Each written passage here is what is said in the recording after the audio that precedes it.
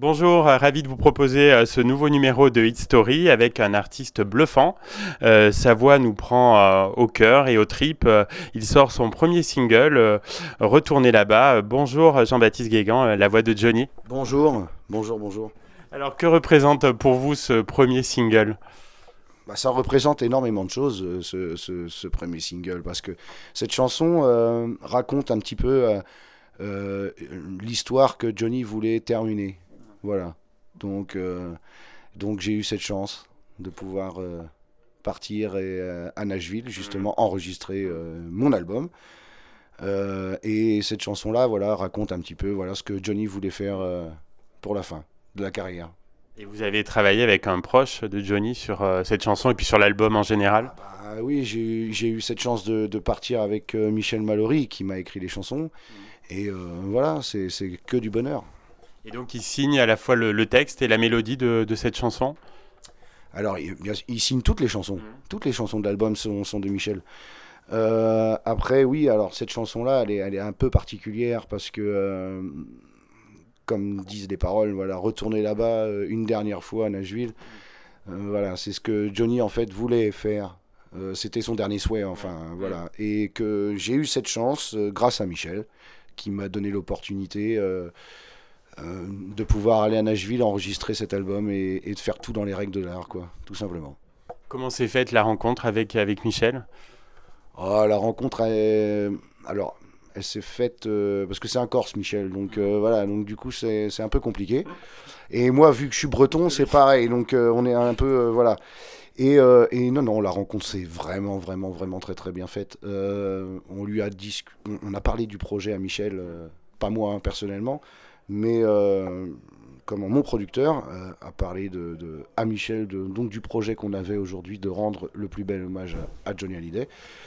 Et j'avouerai qu'au début, il était un peu sceptique et donc il a écouté vraiment, il a écouté surtout comment je chantais, comment tout le projet qui suivait après et qu'il y avait une superbe équipe qui bosse avec moi en ce moment.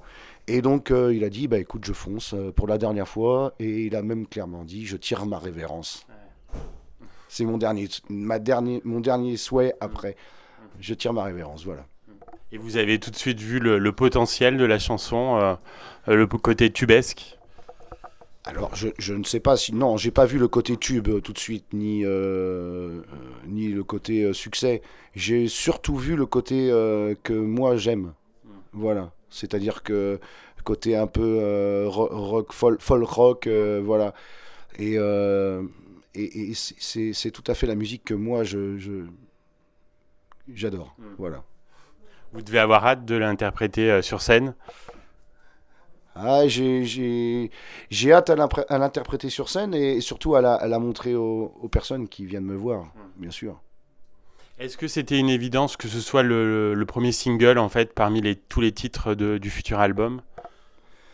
Oh non, dans cet album-là, il y a quand même des titres qui sont assez poignants, où ça parle de beaucoup de choses, parce que ça parle aussi de moi. Hein. Il y a pas, là, dans cet album-là, il y a des chansons qui, normalement, Johnny devait chanter. Voilà, mais ça, je peux pas trop en parler, parce que voilà, ça fait partie de la relation qu'il avait avec Michel. Et moi, je suis très très mal placé pour en parler. Sinon, autrement, non, non. Michel s'est quand même consacré à vraiment m'écrire des chansons. Voilà. Donc il y en a 5 que normalement Johnny avait adoubé, devait chanter, mais il y en a 6 autres quand même qui sont voilà. Enfin 7 autres qui sont voilà. Et donc ça sera que des chansons originales, pas de reprises. C'est que des chansons originales. Ouais. Est-ce qu'il y a un clip prévu pour retourner là-bas? Alors bien sûr, il y a un clip qui passe en ce moment d'ailleurs sur les réseaux sociaux et même à la télé puisque la dernière fois j'y étais. Et oui, oui, il y a un clip ouais, qui a été fait, et très bien fait même. On invite nos auditeurs à aller le voir. On doit vous le dire 100 fois par jour, mais votre voix est vraiment bluffante. Quand on ferme les yeux, on revoit et on entend Johnny. Et en même temps, vous restez vous-même. Enfin, on le rappelle, hein, vous n'êtes pas imitateur, c'est vraiment naturel. Ouais, non, il y a pas d'imitation, non. Non, parce que et je pense que le public me le rend bien. Ils savent très très bien quand ils viennent quand ils viennent me voir, voilà, chanter et comme moi je suis sur scène, je n'essaye pas de rentrer dans le personnage de Johnny Hallyday. C'est moi, voilà, c'est moi et personne d'autre. Après, bien évidemment, il y a quelques similitudes, mais ça c'est normal. Et à quel moment vous avez pris conscience de cette voix? Alors j'ai jamais pris conscience de cette voix-là, moi. J'ai, moi, c'est mon entourage en fait qui s'en est aperçu parce que moi, à la base, je prends ma mobilette la première fois de ma vie. J'avais 14 balais. Je vais à un karaoké, donc je remplis ma feuille et puis je chante. J'avais absolument rien fait de grave et là j'ai entendu juste une mouche voler. Et je me suis dit, il se fout de ma gueule. Et non, voilà, ça a été bluffant dès le premier morceau. Je crois que c'était Retiens la nuit que j'avais fait.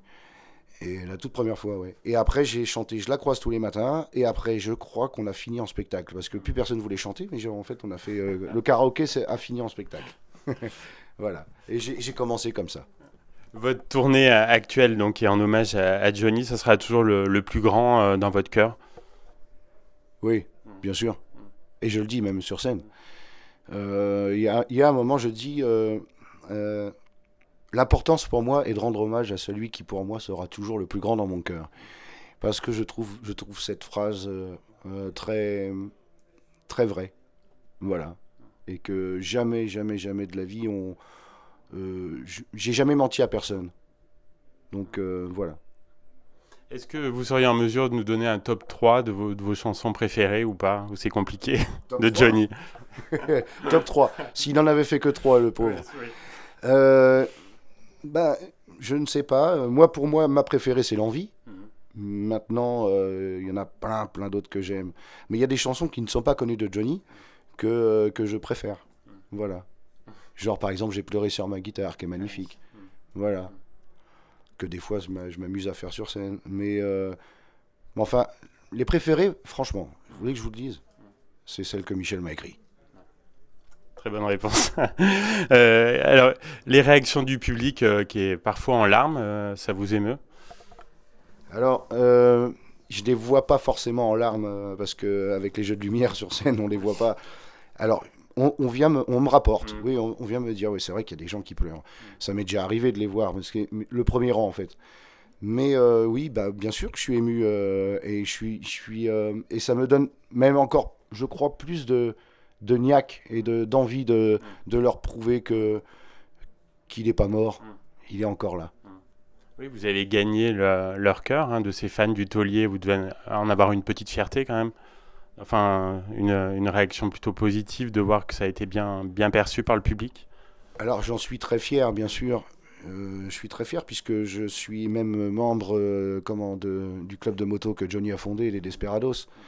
Et voilà, donc ces gens-là vivent Johnny. Voilà. Et ça, je respecte. Moi, c'est pas mon cas en fait. Je suis un grand fan de Johnny, mais toujours dans le retrait et le respect. Alors, je ne dis pas que ces gens-là n'ont pas de respect, attention. Mais voilà, c'est des fans, vraiment des fans fanatiques à fond. Moi, je suis un fan et je le revendique. Mais il n'y a pas de... Voilà, je reste toujours vraiment très très modeste là-dessus. Heureux d'être là au Casino de Roya, donc c'est une très belle salle. Alors ça fait déjà 2 fois que je viens ici à Roya. Mais oui, c'est une belle salle, oui. Oui, oui. C'est un beau casino, c'est une belle salle et je suis content de participer, même pas que à Roya, mais j'en fais plein d'autres des casinos, dont les casinos Partouche, mais il y a pas que ça, voilà, il y a ce qui va arriver et j'ai vraiment hâte à enchaîner les spectacles dans toutes les salles que ce soit. Et nous, on a hâte de vous accueillir aussi le 24 janvier donc 2020 au Zénith d'Auvergne. Voilà, on invite tous nos auditeurs intéressés à prendre leur place. Qu'est-ce qu'on peut vous souhaiter dans les prochaines semaines, Jean-Baptiste Guégan? Une bonne chance, non? On vous la souhaite très très bonne et on vous remercie. Continuez à nous faire vibrer. C'était un plaisir de vous avoir dans l'émission. C'est moi que ça fait plaisir. Voilà. Merci à vous.